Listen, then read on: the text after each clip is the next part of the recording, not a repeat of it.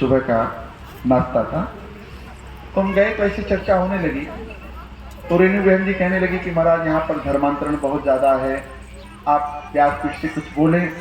तो हमने कहा बहन, देश काल परिस्थिति को देख करके हम लोग व्यासपीठ से चर्चा करते भी हैं, बोलते भी हैं।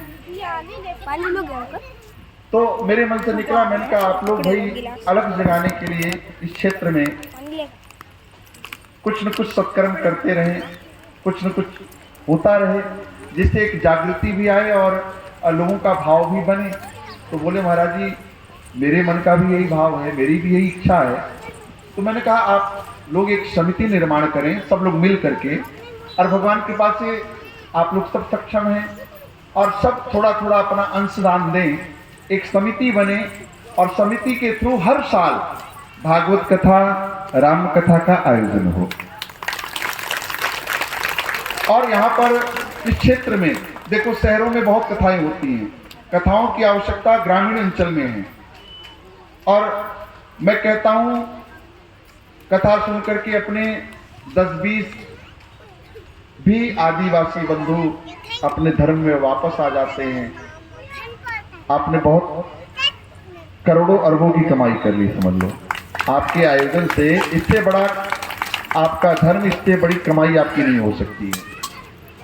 तो अगर आप लोगों की सहमति हो, आप लोग चाहते हैं कि समिति बने, ऐसे मैंने देखो जब पहली बार मैं जगदलपुर में कथा किया था, कि माताएं बैठी हैं सब जानती हैं, जगदलपुर से काफ़ी लोग वर्षी से भी आए हैं।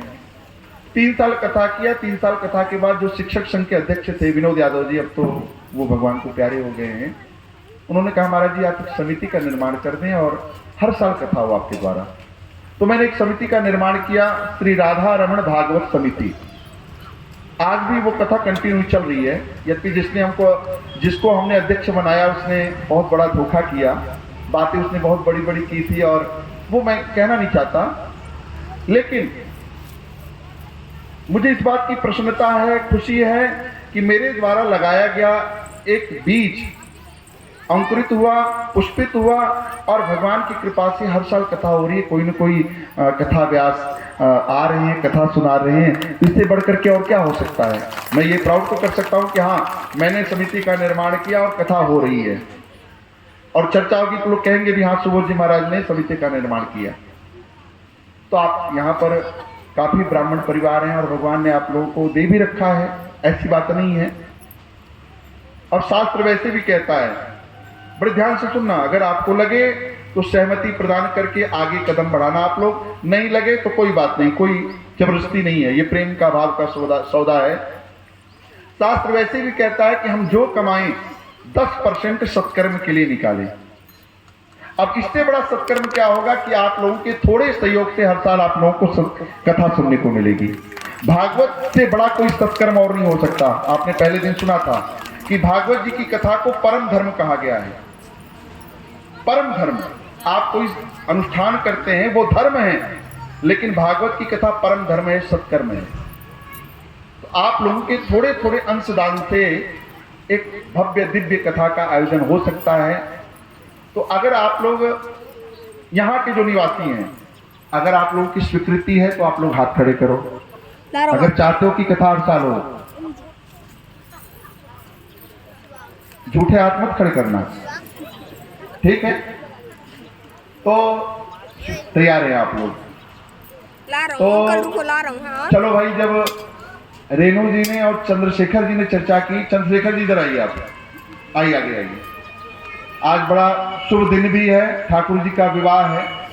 तो विवाह से अच्छा और क्या हो सकता है शुभ दिन। हम लोग उत्सव धूमधाम से मनाते हैं। चर्चा इनके यहाँ हुई, इनकी इच्छा थी, हमारी भी सहमति थी, स्वीकृति थी।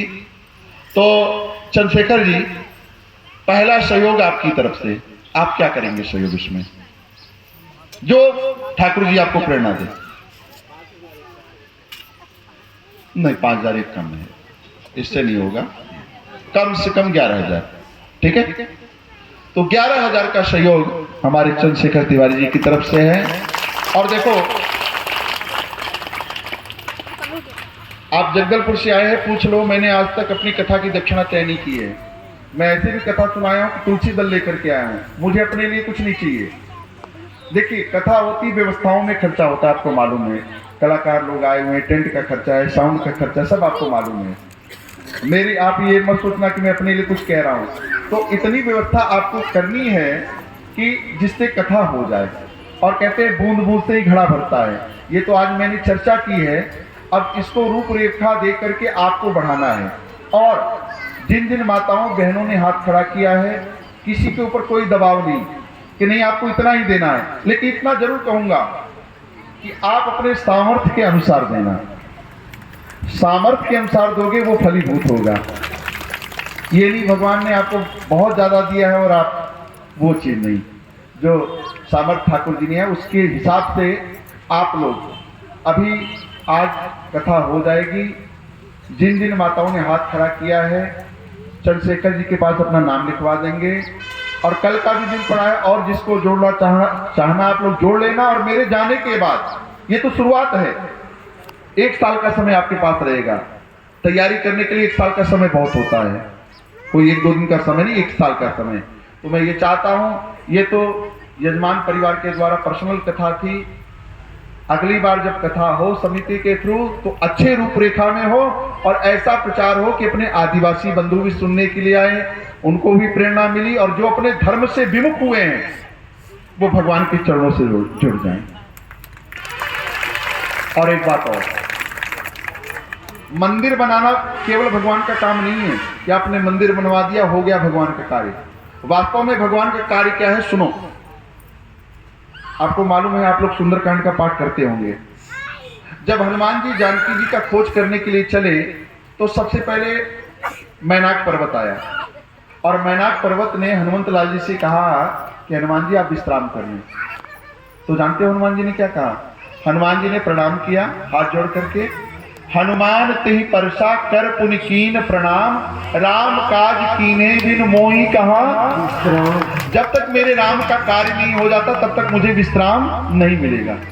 और हनुमान जी जब लंका में आए, प्रविष्ट हुए और विभीषण जी से कथोपकथन हुआ, तो परिणाम ये हुआ कि यही विधि गहत राम गुण ग्रामा पावा अनिय। हनुमान जी को विश्राम मिल गया। इसका मतलब क्या? जानकी जी का पता लगाना एक बहाना था, वास्तव में हनुमान जी विभीषण को जगाने के लिए गए थे, विभीषण को राम के द्वार पर लाने के लिए गए थे। इसलिए यही विधि कहत राम गुणग्रामा पावा अनिय बात विश्रामा। वास्तविक भगवान का काम है, जो भूले भटके हुए पथिक हैं उनको राम के द्वार पर ला करके राम से जोड़ देना, यही राम का